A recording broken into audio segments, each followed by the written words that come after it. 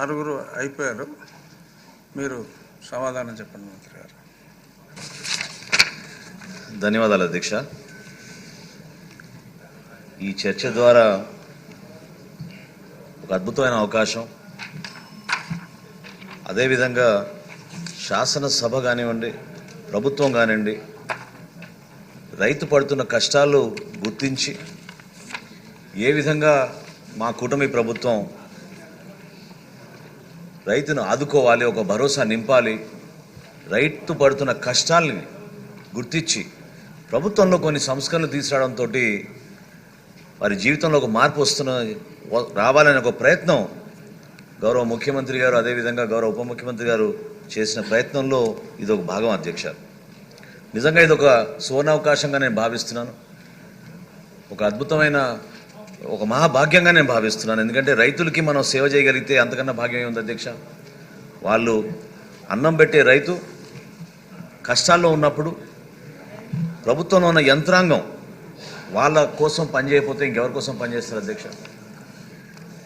అది ప్రభుత్వంలో ఉన్న పెద్దలందరూ కూడా గుర్తించి మనం ఏదో విధంగా ఈ సంస్కరణలు తీసుకొచ్చి ప్రతి జిల్లాలో కూడా మార్పు తీసుకొద్దామనే ఒక ఆలోచన అందరిలో కూడా కలిగింది అధ్యక్ష.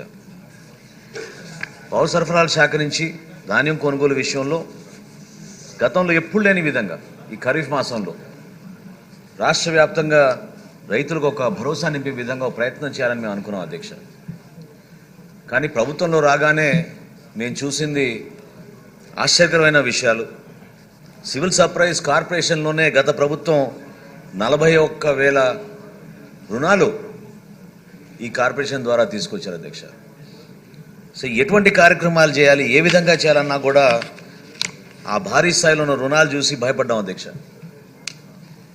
రుణాలే కాదు, గత ప్రభుత్వం రైతుల దగ్గర నుంచి కొనుగోలు చేసిన ధాన్యానికి సంబంధించిన నిధులు చెల్లించలేదు అధ్యక్ష. చాలా తెలివిగా వాళ్ళు దాన్ని దాటివేశారు. కొంతమంది రైతులైతే పాపం 8 నెలలు 9 నెలల నుంచి ప్రభుత్వానికి అందించిన ధాన్యం ఎవరు కూడా సమాధానం చెప్పలేని విషయంలో వాళ్ళు చాలా ఇబ్బందులో ఉన్నారు అధ్యక్ష. ఆ పరిస్థితిలో 1,674 కోట్ల రూపాయలు బకాయిలు తీర్చాలంటే ఆర్థిక వ్యవస్థలో ఉన్న ఇబ్బందులు మేము చూసాం. సమస్య పరిష్కారం కోసం ఏ విధంగా చూద్దామన్నప్పుడు ఒక మంచి నాయకత్వం అధ్యక్ష. నిజంగా గౌరవ ముఖ్యమంత్రి గారు చంద్రబాబు నాయుడు గారిని మనం అభినందించాలి. ఎప్పుడైతే ఈ సమస్య గుర్తించామో వీలైతే అతి త్వరలోనే ఈ రైతుల్ని ఆదుకునే విధంగా మీరు ఒక కార్యాచరణ సిద్ధం చేయండి అని చెప్పారు. గతంలో గౌరవ ఉప ముఖ్యమంత్రి గారి సారథ్యంలో ఉభయ గోదావరి జిల్లాలో అనేక సందర్భాల్లో పర్యటించాం అధ్యక్ష. ఎక్కడ చూసినా కూడా పాపం ధాన్యం కొనుగోలు విషయంలో ఎంతో ఇబ్బందులు పడ్డారు అధ్యక్ష. అసలు రైతే రాజనే ప్రభుత్వం రైతు కష్టపడి పండించుకున్న ధాన్యాన్ని ఎక్కడ అమ్ముకోవాలి కూడా నిర్ణయించుకోలేకపోయిన పరిస్థితి అధ్యక్ష. ఒక విచిత్రమైన ర్యాండమైజేషన్ అనే ఒక సాఫ్ట్వేర్ తీసుకొచ్చి వాళ్ళకు అనుకూలంగా ఉన్న మిల్లులకే రైతు తీసుకెళ్ళి అమ్మే విధంగా ఒక దుర్మార్గమైన కార్యాచరణ సిద్ధం చేశారు అధ్యక్ష.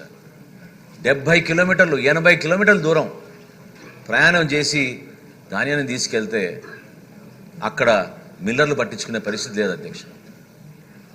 5 రోజులు 6 రోజులు లారీల కిందనే పడుకుని పాపం వర్షం పడుతున్నప్పుడు ఇంకా